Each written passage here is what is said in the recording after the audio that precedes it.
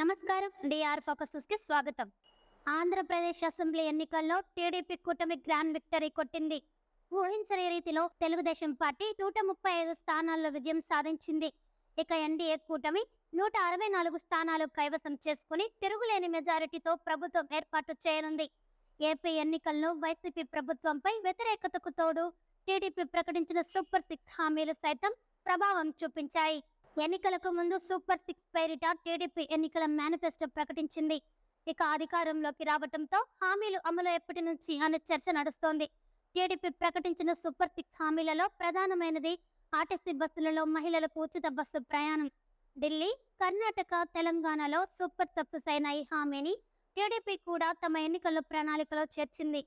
ఎన్నికల్లో గెలిచి టీడీపీ ప్రభుత్వం ఏర్పాటు కానున్న నేపథ్యంలో మహిళలకు ఉచిత బస్సు ప్రయాణం హామీ ఎప్పటి నుంచి అమలు చేస్తారనే చర్చ నడుస్తోంది. తెలంగాణలో కాంగ్రెస్ పార్టీ అధికారంలోకి రాగానే తొలుత అమలు చేసిన హామీ ఇదే. ఈ నేపథ్యంలో ఇక్కడ కూడా ఏపీఎస్ఆర్టీసీ బస్సుల్లో మహిళలకు ఉచిత బస్సు ప్రయాణం హామీని మొదట అమలు చేస్తారనే వార్తలు వస్తున్నాయి. అయితే తెలంగాణతో పోలిస్తే ఏపీలో కొన్ని పరిమితులు ఉండొచ్చనే ప్రచారం నడుస్తోంది. ఆంధ్రప్రదేశ్లో అన్ని రకాల పాస్లు కలిగిన వారు సుమారుగా 10 లక్షల మంది ఉండొచ్చని అంచనా. వీరిలో దాదాపుగా 3 నుంచి 4 లక్షల మంది వరకు మహిళలు, విద్యార్థినులు ఉండొచ్చని సమాచారం. ఈ నేపథ్యంలో మహిళలకు ఉచిత బస్సు ప్రయాణం హామీ అమలు చేస్తే రోజుకు 6 కోట్ల రూపాయల వరకు ఆదాయం తగ్గుతుందని అంచనా. అయితే తెలంగాణలో పోలిస్తే కొన్ని పరిమితులతో మహిళలకు ఉచిత బస్సు ప్రయాణాన్ని ఏపీలో అమలు చేయొచ్చంటూ సోషల్ మీడియాలో ప్రచారం నడుస్తోంది. కొంతమందికి దీనిని సంబంధించి ట్వీట్లు పెడుతున్నారు. తెలంగాణలో రాష్ట్ర వ్యాప్తంగా మహిళలకు ఉచిత బస్సు ప్రయాణాన్ని అమలు చేస్తున్నారు. రాష్ట్ర వ్యాప్తంగా నడిచే అన్ని ఎక్స్ప్రెస్, పల్లె వెలుగు బస్సుల్లో ఈ పథకాన్ని అమలు చేస్తున్నారు.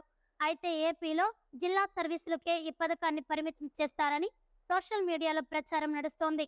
అంతర జిల్లాలో జరిగే ఎక్స్ప్రెస్, ఆర్డినరీ బస్సుల్లో ఉచిత బస్సు ప్రయాణాన్ని అమలు చేస్తారని కొంతమంది నెటిజన్లు అభిప్రాయపడుతున్నారు. దీనిపై చంద్రబాబు ముందే క్లారిటీ ఇచ్చారంటూ వీడియోలు పోస్ట్ చేస్తున్నారు. అయితే ఆర్టీసీ బస్సుల్లో మహిళలకు ఉచిత బస్సు ప్రయాణంపై ఇప్పటి వరకు ఎలాంటి అధికారిక ప్రకటన వెలువడలేదు.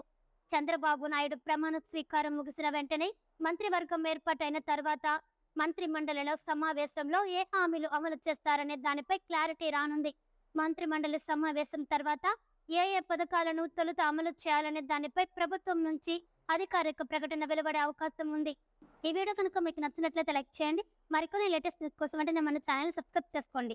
ఈ వీడియోపై మీ విలువైన అభిప్రాయాన్ని కామెంట్ రూపంలో తెలియజేయండి.